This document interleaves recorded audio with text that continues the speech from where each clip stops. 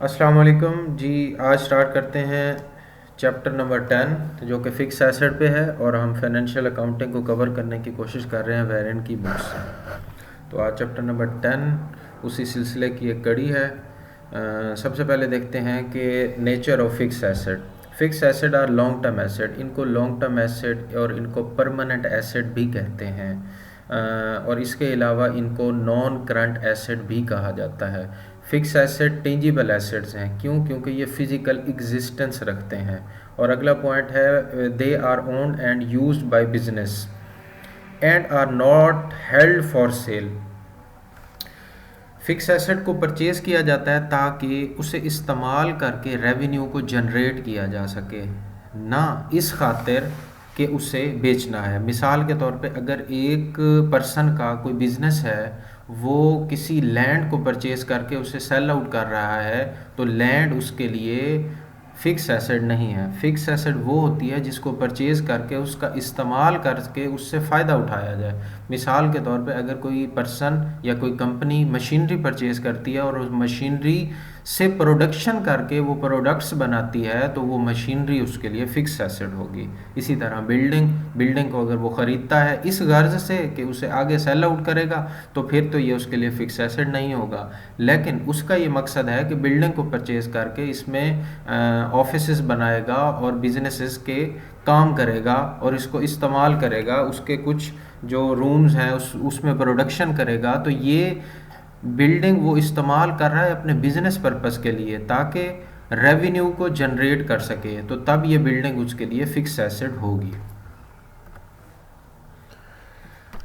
अब देखते हैं डेप्रिसिएशन को। जो फिक्स एसेट हैं वो डेप्रिसिएट होते हैं सिवाय लैंड के, क्योंकि लैंड की वैल्यू बढ़ती है, लैंड की एप्रिसिएशन होती है, और एप्रिसिएशन का एंटोनिम है डेप्रिसिएशन। डेप्रिसिएशन मतलब कि फिक्स एसेट की वैल्यू का कम हो जाना, उसकी प्रोडक्शन कैपेसिटी का कम हो जाना, यानी जितने प्रोडक्ट्स एक मशीनरी बना रही है उसकी प्रोडक्शन में कमी आ जाना। कि मिसाल के तौर पे एक साल में वो 1000 प्रोडक्ट्स बना सकती है, तो अगले साल उसकी प्रोडक्शन कैपेसिटी कम हो रही है, 800 जो यूनिट्स हैं वो सिर्फ प्रोड्यूस कर सकती है, फिर अगले साल 500 यूनिट सिर्फ प्रोड्यूस कर सकेगी। तो देखें कि उसकी प्रोडक्शन कैपेसिटी में कमी आ रही है, उसकी वैल्यू में कमी आ रही है, उसकी मार्केट वैल्यू में भी कमी आ रही है। तो ये डेप्रिसिएशन है। डेप्रिसिएशन मीन किसी भी फिक्स एसेट की वैल्यू में कमी आना, एक्सेप्ट लैंड की एप्रिसिएशन होती है। अब जो डेप्रिसिएशन होती है ये दो तरह की होती है। एक फिजिकल डेप्रिसिएशन होती है और एक फंक्शनल डेप्रिसिएशन होती है। Physical depreciation occurs from wear and tear while in use and from the action of the weather, यानी फिजिकली वेयर एंड टेयर के थ्रू उसकी वैल्यू कम हो रही है। कोई भी चीज़ अगर ख़रीदी जाए तो उसकी फ़िज़िकल जो लुक है वो आहिस्ता आहिस्ता वक्त के साथ साथ कम होती जाती है, उसकी जो फ़िज़िकल लुक में जो अट्रैक्शन है वो कम होती जाती है, तो इसको फ़िज़िकल डेप्रिसिएशन कहते हैं। मिसाल के तौर पे एक नई गाड़ी परचेज़ की तो पहले वो बड़ी खूबसूरत होती है और आहिस्ता आहिस्ता उस पर धब्बे लगने स्टार्ट हो जाते हैं, उस पर स्क्रैच पड़ना स्टार्ट हो जाते हैं, तो उसकी जो फ़िज़िकल अपीयरेंस है उसमें कमी आ रही है। और दूसरी होती है फंक्शनल डेप्रिसिएशन। फंक्शनल डेप्रिसिएशन मतलब वो फंक्शनली तौर पे उसकी वैल्यू कम हो रही है। मिसाल के तौर पे अगर एक मशीनरी ली जाए, तो जैसे कि अभी मैंने थोड़ी देर पहले भी मिसाल दी कि अगर वो 1000 यूनिट प्रोड्यूस कर रही है एक साल के अंदर, तो अगले साल अगर 800 यूनिट से प्रोड्यूस कर सकती है, तो मतलब उसकी जो फंक्शनैलिटी है उसमें कमी आ रही है, तो इसको कहते हैं फंक्शनल डेप्रिसिएशन। अब डिफरेंट टाइप के मेथड्स यूज़ होते हैं। ये जो डेप्रिसिएशन होती है, हर साल वैल्यू कम हो रही है किसी भी फिक्स एसेट की, इस वैल्यू में जितनी कमी आती है वो हम इनकम स्टेटमेंट में एज अ एक्सपेंस चार्ज करते हैं, क्योंकि ये हमारा एक्सपेंस होता है। अब उसको उस जो अमाउंट है हमने इनकम स्टेटमेंट में चार्ज करनी है, उसको मैयर करने के, उसे कैलकुलेट करने के डिफरेंट मेथड्स हैं। उसमें से एक मेथड है straight line method. Straight line method का ये फार्मूला है कि जितने का फिक्स एसेट परचेज किया गया है वो कॉस्ट लें, उसमें से माइनस करें रेजिडुअल वैल्यू, और रेजिडुअल वैल्यू ऐसी वैल्यू कि जिस पे हम इस फिक्स एसेट को फ्यूचर में जाके सेल आउट करेंगे। लेकिन क्योंकि फ्यूचर में अब इसकी क्या वैल्यू होगी हमें नहीं पता होता, तो हम इसको इस्टीमेट करते हैं। इसी वजह से फार्मूले में ये लिखा हुआ है cost minus estimated residual value, और फिर उसको डिवाइड करेंगे इस्टीमेटेड लाइफ, यानी हम उसकी लाइफ इस्टीमेट कर रहे हैं कि ये मशीनरी जो है 5 साल चलेगी, 10 साल चलेगी, तो जितनी उसकी लाइफ है उससे डिवाइड कर देंगे तो हमारे पास निकल के आएगी एनुअल डेप्रिसिएशन, कि एक साल में वो कितना डेप्रिसिएट कर रही है। पहले हमारे पास निकली थी कॉस्ट माइनस इस्टीमेटेड रेजिडुअल वाली, यानी जितने की हमने खरीदी थी उसमें से जितने की हम बेचेंगे आगे फ्यूचर में जाके, जबकि वो डेप्रिसिएट हो चुकी होगी। तो ये थी टोटल डेप्रिसिएशन, ये निकल के आती है टोटल डेप्रिसिएशन। और फिर क्योंकि हम अकाउंटिंग पीरियड हमारा एक एक साल का होता है, तो हमने एक एक साल में चार्ज करना होता है कि इनकम स्टेटमेंट में पर ईयर कितना डेप्रिसिएशन को चार्ज करें इनकम स्टेटमेंट में। तो इसी वजह से हम डिवाइड कर देते हैं एस्टिमेटेड लाइफ के साथ, और उसके बाद हमारे पास आती है एनुअल डेप्रिसिएशन, यानी एक साल की डेप्रीसिएशन। अब मिसाल ले लेते हैं, मिसाल के तौर पे एक यूनिट 24,000 रुपये का परचेज़ किया है और हम ये इस्टीमेट कर रहे हैं कि 5 साल के बाद ये 2,000 रुपये का बिक जाएगा। तो अब ये इसकी निकल आई टोटल डेप्रीसिएशन, 24,000 में से 2,000 को हम लेस करेंगे तो 22,000 इसकी टोटल डेप्रीसिएशन, यानी जितनी इसकी वैल्यू कम होगी, 24,000 से 2,000 तक पहुंच गई, मतलब 22,000 इसकी वैल्यू कम हो जाएगी। और उस 22,000 को हमने एक इसी अकाउंटिंग पीरियड में जिसमें हम मौजूद हैं, मिसाल के तौर पर 2022 में, तो इसमें चार्ज नहीं कर देंगे, बल्कि हर साल जो है ना उसे चार्ज करेंगे 5 सालों तक। इसीलिए हम उससे 5 से डिवाइड कर रहे हैं ताकि हम एनुअल डेप्रिसिएशन निकालें। एनुअल डेप्रिसिएशन निकल के आई 4,400, और इसको हम ले जाके इनकम स्टेटमेंट में लिख देंगे एज अ एक्सपेंस। इसी तरह प्रोडक्शन को बेस बनाते हुए, यूनिट्स को बेस बनाते हुए, आवर्स को बेस बनाते हुए भी डेप्रिसिएशन की कैलकुलेशन की जा सकती है। मिसाल के तौर पर एक मशीनरी है कि जिसकी कॉस्ट 24,000 है और उसकी एस्टिमेटेड रेजिडुअल वैल्यू 2,000 है। अब हम एस्टिमेट कर रहे हैं ये जो मशीनरी है, ये मशीनरी 10,000 घंटे चलेगी, यानी इसकी जो लाइफ है वो 10,000 घंटे है। और अगर हम इससे इसकी लाइफ के साथ जो कि 10,000 घंटे है उस पर डिवाइड करें तो 2.20 पर आवर वैल्यू निकल के आती है। मतलब अगर इस मशीनरी को हम 1 घंटा इस्तेमाल करें तो उसकी जितनी वैल्यू डेप्रिसिएट होगी वो $2.20 होगी। और फिर हम साल के एंड में जाके देखते हैं कि भाई ये मशीनरी हमने कितने घंटे इस्तेमाल की।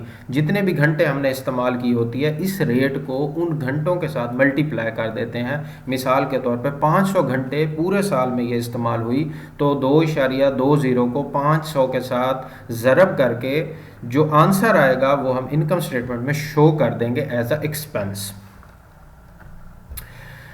एक और मेथड होता है डबल डिक्लाइनिंग बैलेंस मेथड। ये ज़्यादा इंपॉर्टेंट है और ज़्यादातर यूज़ भी यही होता है। तो पहले इसकी कैलकुलेशन समझते हैं और फिर इसके बारे में मज़ीद बात करेंगे। सबसे पहले ये देखते हैं कि इसको कैलकुलेट कैसे करते हैं। डिफरेंट तरह के फार्मूले दिए होते हैं, आपने अपनी डिफरेंट बुक्स में पढ़ा होगा।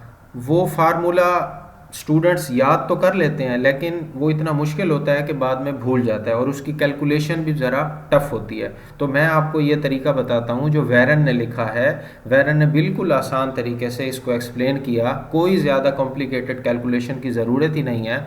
आप ये देखें कि कॉस्ट जो किसी भी यूनिट की है, जो यूनिट हमने परचेज़ किया है, कोई मशीनरी हमने परचेज़ किया है, उसकी कॉस्ट को लें। मिसाल के तौर पे हम उसकी कॉस्ट ले रहे हैं 24,000। अब स्ट्रेट लाइन मेथड में हम ये करते थे कि रेजिडुअल वैल्यू को लेस कर देते थे, लेकिन इस मेथड में, डबल डिक्लाइनिंग बैलेंस मेथड में, हमने रेजिडुअल वैल्यू को माइनस नहीं करना। मतलब जितनी कॉस्ट है उसको डिवाइड कर देना है एस्टिमेटेड यूजफुल लाइफ के साथ, जो कि हमने ली हुई है 5 साल। तो ये आंसर निकल के आएगा 4,800। 4,800 ये हमारी निकल आई 5 साल एनुअल डेप्रिसिएशन, जो कि हर साल हम इनकम स्टेटमेंट में चार्ज लेकिन ये जो बात थी ये सिंपल स्ट्रेट लाइन मेथड की थी। अब थोड़ा सा आगे चलें, ये जो हमारा 4800 होता है इसको हम डिवाइड करते हैं कॉस्ट के साथ, कॉस्ट ऑफ एसेट के साथ। आप देख सकते हैं कि जो हमारी कॉस्ट ऑफ एसेट है वो 24,000 हमने ली थी, और डेप्रिसिएशन जो एनुअल डेप्रिसिएशन है वो हमने कैलकुलेट की 4800। तो 4800 को डिवाइड करेंगे 24,000 के साथ जो कि कॉस्ट ऑफ एसिड है, तो ये और मल्टीप्लाई करेंगे 100 के साथ, तो एक रेट निकल के आएगा, वो है 20%। अब इस 20% रेट को हम 2 से मल्टीप्लाई कर देंगे, या जो आंसर आपने यहाँ पीछे निकाला था 4800 को आपने डिवाइड किया था 24,000 के साथ, तो पॉइंट में इसका आंसर आया होगा 0.20। उस 0.20 को आप मल्टीप्लाई कर सकते हैं 2 के साथ, या इस तरह समझें कि आप 20% को 2 के साथ मल्टीप्लाई करें तो आंसर 40%, और अगर 0.20 को मल्टीप्लाई करें 2 के साथ तो आंसर 4.40 आएगा, और इसको फिर 100 से मल्टीप्लाई करने से 40%। जो तरीका आप फॉलो करना चाहें वो आपकी मर्ज़ी। तो ये रेट निकल के आया। डबल डिक्लाइनिंग बैलेंस मेथड का जो रेट है वो कैलकुलेट करना हमने सीख लिया, और जो फार्मूले आपने अक्सर बुक में देखे होंगे वो काफ़ी कॉम्प्लिकेटेड होते हैं और बच्चों को भूल जाते हैं। तो ये बिल्कुल आसान तरीका है, सिंपल स्ट्रेट लाइन मेथड की तरह आपने एनुअल डेप्रिसिएशन को कैलकुलेट करना है, लेकिन रेजिडुअल वैल्यू को नहीं लेना। जो भी वो एनुअल डेप्रिसिएशन कैलकुलेट होगी उसे कॉस्ट के साथ डिवाइड करें और रेट निकल आएगा। उस रेट को 2 से मल्टीप्लाई करें तो आपके पास डबल डिक्लाइनिंग मेथड का जो रेट है वो निकल के आ जाएगा। अब उसके बाद हम क्या करेंगे, उसके बाद इसकी कैलकुलेशन देखते हैं कि किस तरह होता है।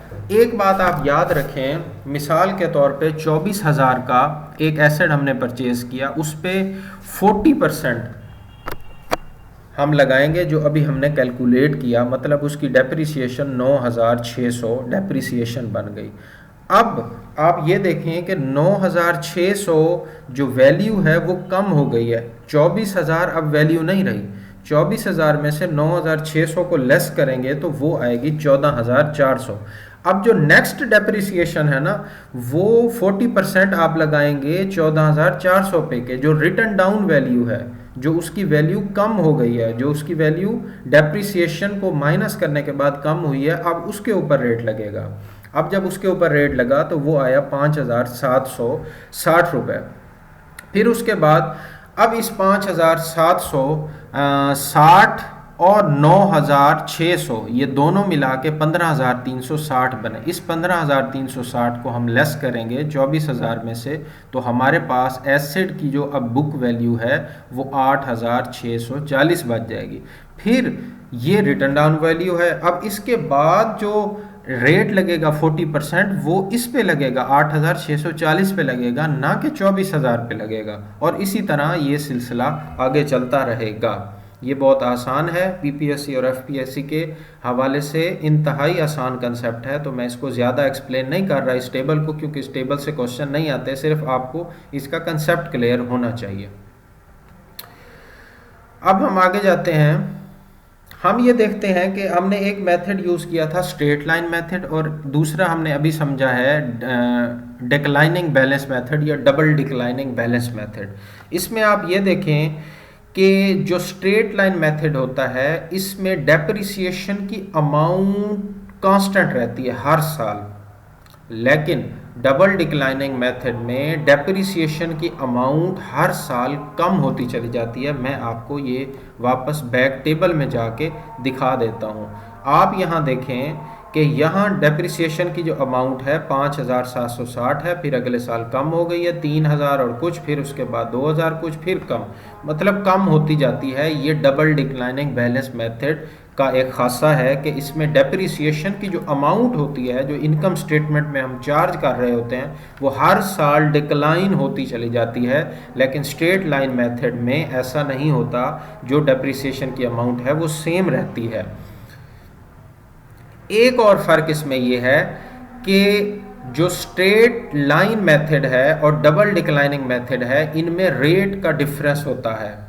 जो डबल डिक्लाइनिंग मेथड है उसमें रेट कांस्टेंट रहता है। अब मैं आपको दिखाऊं बैक जाके कि ये जो 40% हमने कैलकुलेट किया था ये रेट डबल डिक्लाइनिंग मेथड में सेम रहता है, ये चेंज नहीं होता।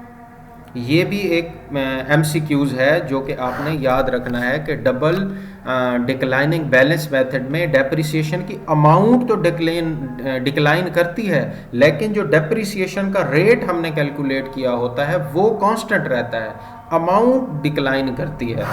तो इससे वो एक मुश्किल MCQs बना सकता है कि क्या डिक्लाइन करती है, आया डेप्रिसिएशन की अमाउंट डिक्लाइन करती है या डेप्रिसिएशन का रेट करता है। तो आपने डेप्रिसिएशन की अमाउंट पे क्लिक करना है कि डेप्रिसिएशन की जो अमाउंट है वो डबल डिक्लाइनिंग मेथड में डिक्रीज करती है, कम होती चली जाती है, लेकिन रेट कांस्टेंट रहता है। अब हम देखते हैं कि इसकी जर्नल एंट्रीज को किस अंदाज में हम लेके चलेंगे। तो इसके लिए हम एक एक्यूमुलेटेड डेप्रिसिएशन का अकाउंट बनाते हैं।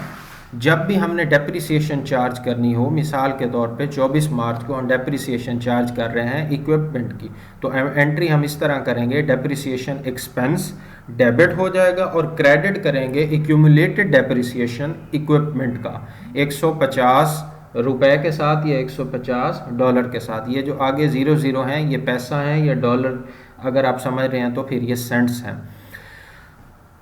अब यहाँ सवाल ये पैदा होता है कि हमने डेप्रिसिएशन एक्सपेंस को तो डेबिट कर दिया, हमें समझ आ रही है कि $150 वैल्यू या $150 की वैल्यू इक्विपमेंट की कम हुई है, हम उससे इनकम स्टेटमेंट में डालने के लिए हमने एक एंट्री की डेप्रिसिएशन एक्सपेंस की, और एक्सपेंस जब बढ़ता है तो डेबिट होता है। लेकिन दूसरी साइड पे इक्विपमेंट की वैल्यू कम हो रही है तो हमें क्रेडिट में इक्विपमेंट लिखना चाहिए था, इक्विपमेंट की वैल्यू कम हो रही है, हमने ये एक्यूमुलेटेड डेप्रिसिएशन क्यों लिखा। तो इसका जवाब ये है कि गैप में से एक प्रिंसिपल होता है कॉस्ट प्रिंसिपल। कॉस्ट प्रिंसिपल ये कहता है कि जितने का फिक्स एसेट आपने परचेज किया है, जितने की उसकी कॉस्ट है बैलेंस शीट में आप वो कॉस्ट शो करें कि कितने का आपने परचेज किया है। मिसाल के तौर पे अगर मैं यहाँ पे डेप्रिसिएशन एक्सपेंस को डेबिट करता हूँ और दूसरी साइड पे इक्विपमेंट को 150 से कम कर देता हूँ, तो जब मैं इन अकाउंट के लेजर बनाऊंगा और उसके बाद ट्रायल बैलेंस बनाऊंगा, फिर बैलेंस शीट और इनकम स्टेटमेंट वगैरह बनेगी, तो इक्विपमेंट की जितने की मैंने परचेज की थी, मिसाल के तौर पे 5000 की मैंने परचेज की थी, तो उसमें से 150 तो मैंने कम कर दिया। कॉस्ट प्रिंसिपल इस चीज़ को निगेट करता है, वो कहता है ऐसा आप नहीं कर सकते। जो जिस कॉस्ट पे आपने परचेज किया, जितने पैसे आपने दिए हैं कोई भी एसेट परचेज करने के लिए, उस कॉस्ट पे, उस कॉस्ट प्राइस पे बैलेंस शीट में लिखें। मतलब बैलेंस शीट में जो एसेट 5000 का खरीदा, आप 5000 तक ही लिखते रहें जब तक कि वो एसेट आप बेच नहीं देते। तो इसी वजह से हम एक नया अकाउंट मेंटेन करते हैं एक्यूमुलेटेड डेप्रिसिएशन का। मैं इसके बारे में भी आपको भी मज़ीद डिटेल बताता हूँ। आप फिलहाल ये याद रखें कि एक्यूमुलेटेड डेप्रिसिएशन जब इंक्रीज होता है तो ये क्रेडिट होता है, जब डिक्रीज होता है तो ये डेबिट होता है, और ये क्रेडिट नेचर का है। जिस तरह हमने रिसीवेबल में अलाउंस का देखा था कि वो भी क्रेडिट नेचर का है। अब आप ये देखें, इस तरह इसका लेजर मेंटेन किया जाता है। आप देखें एक्यूमुलेटेड डेप्रिसिएशन पहले साल 10,000 चार्ज हो, ये एग्जांपल के तौर पे ली गई है, ज़रूरी नहीं आप इनकी फिगर्स पे गौर ना करें, सिर्फ बात को ये समझें कि एक्यूमुलेटेड डेप्रिसिएशन ये लेजर बना हुआ है, पहले साल डेप्रिसिएशन चार्ज हुई हमने यहाँ डाल दी, और ये क्रेडिट एंट्री है। डेबिट एंट्री क्या होगी, डेप्रिसिएशन एक्सपेंस, जो कि इनकम स्टेटमेंट में चला जाएगा। फिर उसके बाद आप देखें दूसरे साल यानी 2016 में फिर 10,000 चार्ज हुआ, फिर 2017 में 10,000 चार्ज हुआ, और अब आप ये देखें कि 3 साल के बाद अगर हम देखना चाहें कि कितनी डेप्रिसिएशन हो चुकी है एक्यूमुलेटेड डेप्रिसिएशन, तो आप ये करेंगे कि इन तीनों का आप टोटल करेंगे 30,000, और फिर आपने ये अमाउंट शो करनी है बैलेंस शीट में। बैलेंस शीट में इक्विपमेंट मिसाल के तौर पे 1 लाख का था, तो 30,000 उस पर से डेप्रिसिएट हो चुका, तो 30,000 आप शो करेंगे, बाकी आएगा 70,000। अब अगर हम एक्यूमुलेटेड डेप्रिसिएशन का अकाउंट मेंटेन ना करते तो फिर हम एंट्री इस तरीके से करते कि डेप्रिसिएशन एक्सपेंस को हम डेबिट कर रहे होते और इक्विपमेंट को क्रेडिट कर रहे होते, तो 3 साल के बाद जो इक्विपमेंट की वैल्यू है वो 70,000 बच जाती, और ये ना लिखना पड़ता है क्यूमुलेटेड डेप्रिसिएशन। लेकिन क्योंकि एसेट हमने 1 लाख का परचेज किया था तो हमें कॉस्ट प्रिंसिपल को फॉलो करना है, और कॉस्ट प्रिंसिपल ये कहता है कि जब तक आप वो एसेट बेच ना दो तब तक आपने उसको कॉस्ट पे शो करना है। तो हमने कॉस्ट प्रिंसिपल को फॉलो करते हुए इक्विपमेंट का 1 लाख लिखा जिस पे हमने परचेज किया था। उसके बाद हम ये लिख रहे हैं कि भाई ये डेप्रिसिएट हो चुकी है 30,000, हमारी निगाह में ये डेप्रिसिएट हो चुकी है हमारे रेट के मुताबिक, और इसकी नेट एसेट जो वैल्यू है वो 70,000 है। तो यहाँ पे कॉस्ट प्रिंसिपल बिल्कुल फॉलो हो गया कि इक्विपमेंट जो 1 लाख का परचेज किया था वो हर साल हम 1-1 लाख का शो करते जाएंगे, लेकिन जो एक्यूमुलेटेड डेप्रिसिएशन की अमाउंट है वो हर साल इंक्रीज होती जाएगी। अब आप 2018 में जाके अगर बैलेंस शीट बनाते हैं तो इक्विपमेंट की वैल्यू तो 1 लाख लिखी रहेगी, लेकिन जो एक्यूमुलेटेड डेप्रिसिएशन है तब 40,000 हो चुका होगा। तो हम यहाँ पे 40,000 बनाएंगे और उसके बाद नेट एसेट वैल्यू जो है वो 60,000 बच के आ जाएगी। तो यहाँ हमारा कॉस्ट प्रिंसिपल फॉलो हो रहा है। तो एक्यूमुलेटेड डेप्रिसिएशन का जो अकाउंट है उसके बनाने का हमें फ़ायदा हुआ कि हमारा कॉस्ट जो प्रिंसिपल है वो फॉलो हो गया। मज़ीद आप ये भी देख सकते हैं, ये मैंने एग्जांपल के तौर पे लिखा है फिक्स एसेट में इक्विपमेंट है, वैन है, एक्यूमुलेटेड डेप्रिसिएशन। अब देखें यहाँ भी हम कॉस्ट प्रिंसिपल को फॉलो कर रहे हैं। जो इक्विपमेंट है उसकी इक्विपमेंट जितने का परचेज किया था वो लिखा है, वैन जितने की परचेज की थी वो लिखी थी। फिर उसके बाद एक्यूमुलेटेड डेप्रिसिएशन, मतलब एक्यूमुलेटेड डेप्रिसिएशन जो क्रेडिट नेचर का होता है, यहाँ पे आके हम उसे लेस कर रहे हैं और फिर बता रहे हैं 49,000 जो है ना टोटल फिक्स एसेट है हमारे पास 49,000 के, और जो 13,000 है वो डेप्रिसिएट हो चुका है। यहाँ पे कॉस्ट प्रिंसिपल फॉलो हो रहा है। अगर कॉस्ट प्रिंसिपल को फॉलो ना करते तो इक्विपमेंट की वैल्यू कम हो जाती। इक्विपमेंट डेप्रिसिएशन जैसे ही चार्ज करते हैं दूसरी साइड पे इक्विपमेंट की वैल्यू कम हो जाती, लेकिन वहाँ कॉस्ट प्रिंसिपल फॉलो ना होता। अब हम ये देखते हैं कि मिसाल के तौर पे अगर फिक्स एसेट को हमने बेचना है तो तब क्या सिनेरियो होगा, तब एंट्रीज क्या होंगी, तो उसको देखते हैं। When fix asset are sold the owner may break even, sustain a loss or realise again. जब भी फिक्स एसेट को बेचा जाता है तो हो सकता है कि जितना का हमारे पास उसकी बुक वैल्यू आ रही है। मैं पिछली स्लाइड में जाके मिसाल देता हूँ, यहाँ पे जाके मिसाल के तौर पे जो एक्यूमुलेटेड इक्विपमेंट है वो 1 लाख का है और एक्यूमुलेटेड डेप्रिसिएशन 30,000 की उसमें से कट के 70,000, मतलब जो इक्विपमेंट अब हमारे पास है उसकी जो वैल्यू है वो 70,000 है। और अगर हम इसे बेचना चाहें और वो 80,000 की बिके तो इसका मतलब है हमें 10,000 का गेन हुआ है। और अगर यही एसेट जो हमारी बुक में कितने का है 70,000 का, 1 लाख का नहीं है क्योंकि डेप्रिसिएट हो चुका है। 1 लाख इसीलिए लिखा क्योंकि कॉस्ट प्रिंसिपल को फॉलो करना था। अब ये हो गया 70,000। 70,000 में से अगर ये बिकता है 60,000 का तो इसका मतलब है 10,000 हमें लॉस हुआ है। तो हम इसकी क्या एंट्री करेंगे और इसको किस तरह आगे लेके चलेंगे ये हम अब सीखते हैं। आपको मेरी बात समझ आ गई होगी। ये पॉइंट MCQs के हवाले से बहुत इंपॉर्टेंट है। If the sale price is equal to book value, यानी यहाँ पे आए मैं दोबारा आपको दिखाता हूँ। ये जो सेल प्राइस है ये बुक वैल्यू है 70,000, और अगर सेल प्राइस और बुक वैल्यू इक्वल हैं, यानी 70,000 जो बुक वैल्यू और सेल प्राइस मतलब बिकती भी 70,000 की है, तो तब क्या होगा, तब कोई भी ना गेन हो रहा है और ना लॉस हो रहा है। If sale price is less than book value there will be loss equal to difference, फिर लॉस होगा। और लॉस आपको पता है एक्सपेंस के तौर पे चार्ज करते हैं और उसको डेबिट करते हैं, अभी जाके देखते भी हैं। If sale price is more than book value, अगर सेल प्राइस बुक वैल्यू से ज़्यादा है तो इसका मतलब है गेन हो रहा है। अब ये जो गेन और लॉस है हम इसे इनकम स्टेटमेंट में शो करेंगे अदर इनकम या अदर लॉस के तौर पे। ये हमारा ये बिजनेस का जो है ना रेगुलर इनकम नहीं है ना रेगुलर लॉस है। हमने फिक्स एसेट को परचेज किया था, उस फिक्स है हमारा ये बिजनेस ही नहीं है फिक्स एसेट को मिसाल के तौर पे मशीनरी को ख़रीदना और फिर बेचना। हमने तो मशीनरी प्रोडक्शन के लिए यूज़ की थी, तो उसको बेचने से अगर कोई प्रॉफिट हो रहा है तो उसे अदर इनकम में लिखेंगे, रेवेन्यूज़ या सेल में नहीं लिखेंगे बल्कि अदर इनकम में जाके लिखेंगे। और इसी तरह अदर लॉस को भी आप इसी तरह समझ सकते हैं। अब आप ये देखें, हम एज्यूम कर रहे हैं कि वो जो फिक्स एसेट है हम उसे बेच रहे हैं। फिक्स एसेट है जो बुक वैल्यू निकल के आई है हमारे पास। बुक वैल्यू कैसे निकालनी है, कॉस्ट जितनी भी कॉस्ट होगी उसमें से एक्यूमुलेटेड डेप्रिसिएशन को जब लेस करेंगे तो हमारे पास बुक वैल्यू निकल के आएगी जो बैलेंस शीट में हम शो कर रहे होते हैं। एक इक्विपमेंट है, उसकी बुक वैल्यू $2250 है। अब अगर $2250 का ही ये बिक रहा है तो तब हमें ना प्रॉफिट हो रहा है, ना गेन हो रहा है और ना लॉस हो रहा है। अब एंट्री किस अंदाज में हम लेके चलेंगे, वो ये कि जो हमें कैश रिसीव हो रहा है, कैश वो रिसीव हो रहा है 2250 कैश दर हकीकत। और दूसरी साइड पे आप देखें तो इक्विपमेंट थी 10,000 की, 10,000 की इक्विपमेंट वो क्रेडिट होगी। अब आप देखें कि ये दोनों बैलेंस नहीं हो रहे, कैश डेबिट 2250 है और इक्विपमेंट जो क्रेडिट कर रहे हैं वो 10,000 है, ये बैलेंस नहीं हो रहा। तो आपको याद है कि हमने एक एक्यूमुलेटेड डेप्रिसिएशन का एक अकाउंट खोला था जो क्रेडिट नेचर का था। अब क्योंकि ये इक्विपमेंट हम बेच रहे हैं तो वो अकाउंट भी तो क्लोज करना होगा, और क्योंकि वो क्रेडिट नेचर का था तो उसको क्लोज करने के लिए हमें डेबिट एंट्री करनी पड़ेगी जो कि 7,750 की होगी। 7,750 की जब डेबिट एंट्री करेंगे तो ये दोनों बैलेंस, डेबिट साइड और क्रेडिट साइड दोनों बैलेंस हो जाएगी।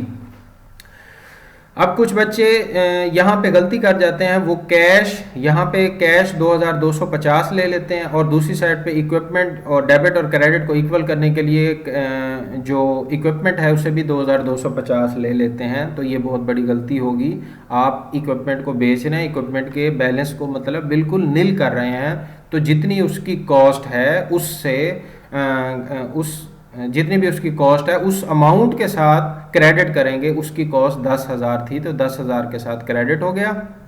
लेकिन क्योंकि डेबिट और क्रेडिट को बैलेंस करना होता है तो आप ये देखें कि क्यूमुलेटेड डेप्रिसिएशन जो क्रेडिट नेचर का था उसको क्लोज करने के बाद आप उसकी एक डेबिट एंट्री बनाएंगे जो 7,750 होगी। तो ये दोनों साइडें बैलेंस हो गई। उम्मीद है कि आपको समझ आ गई होगी। मज़ीद अगर आपके कोई भी क्वेश्चन हो तो हमें कमेंट बॉक्स में पूछ सकते हैं और ईमेल आईडी भी मैंने दिया होता है, वहाँ भी आप पूछ सकते हैं। अच्छा, अब दूसरी अजम्पशन ये है कि 2250 का तो एसेट था लेकिन वो 1,000 रुपये का बिका। अब उसकी एंट्री क्या होगी, तो मतलब 1,250 का हमें लॉस हुआ। असल में बुक वैल्यू 2,250 थी, वो बिका 1,000 का, तो मतलब 1,250 लॉस हुआ। लेकिन कैश हमें कितना रिसीव हुआ, कैश रिसीव हुआ 1,000। अब 1,250 हमें लॉस हुआ तो लॉस की हम एंट्री करेंगे loss on disposal of fix asset जो कि 1,250 है। और इक्यूमुलेटेड डेप्रिसिएशन उसी तरह जो कि हम हर साल इक्यूमुलेट करते आ रहे हैं डेप्रिसिएशन को, उस सारे अकाउंट को क्लोज करने के लिए उसकी एक डेबिट एंट्री करेंगे और उसको क्लोज कर देंगे और उसका जो भी बैलेंस होगा यहाँ पे ले आएंगे, 7,750 बन जाएगा। और दूसरी साइड पे इक्विपमेंट 10,000 के साथ क्रेडिट करके अकाउंट को बिल्कुल क्लोज कर देंगे।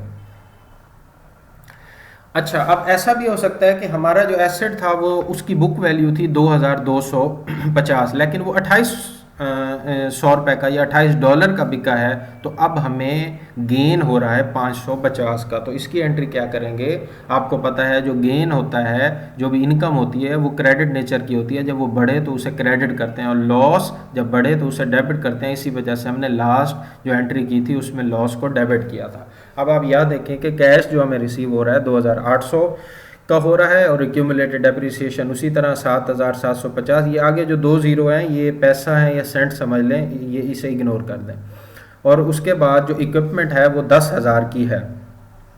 अब आप देखें कि ये दोनों साइड बैलेंस नहीं है, जो डेबिट साइड है वो ज़्यादा है, तो डेबिट साइड क्रेडिट साइड से ज़्यादा है। हम एक एंट्री और लिखना भूल गए जो हमें गेन हो रहा है।